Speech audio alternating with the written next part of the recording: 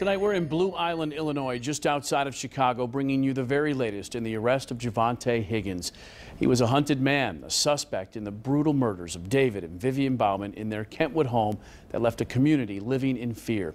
Police in Blue Island, Illinois arrested Higgins yesterday afternoon, but the search for another man who police are still calling a person of interest continues tonight.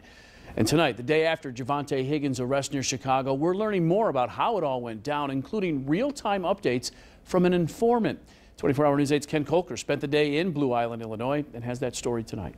I'm at the Blue Island Police Department near the south side of Chicago where Javonte Higgins is locked up.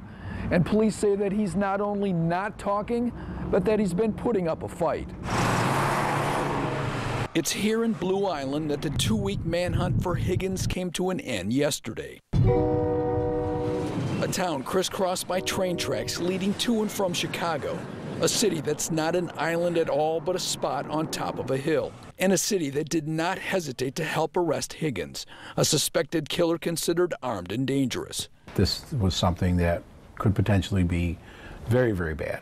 It could involve a shootout, and it could involve residents getting hurt, hostage situation. Anything could happen if it's not done correctly. It started about noon yesterday when Grand Rapids police called Blue Island police with a tip from an informant that Higgins was at a condo complex. I don't know whether he was living, whether he was visiting, whether he had just gotten to that area. Grand Rapids police fed almost real-time updates from the informant directly to a Blue Island sergeant. He was getting steady information from whoever was informing the detective in Grand Rapids. Police here came up with a quick plan. We didn't want a car chase to take off, so the plan was to keep the vehicle in that location. Within 90 minutes, 5 local cops and about 7 members of an FBI fugitive task force were in place.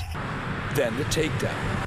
Police and those agents, guns drawn, surrounding a Pontiac Grand Prix with Michigan plates. The car's police is around in the 15 cars is in that place. Higgins was a passenger and he struggled. He did not want to go peacefully, let's put it that way.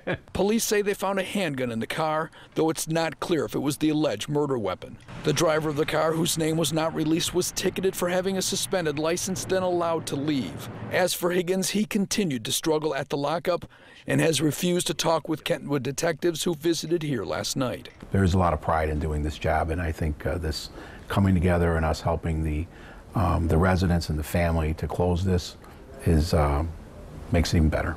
Higgins is expected in a Cook County courthouse as early as 8 tomorrow morning on that charge of resisting arrest here. It's not clear yet when he would be extradited back to West Michigan. In Blue Island, Illinois, Ken Kolker, 24-Hour News 8.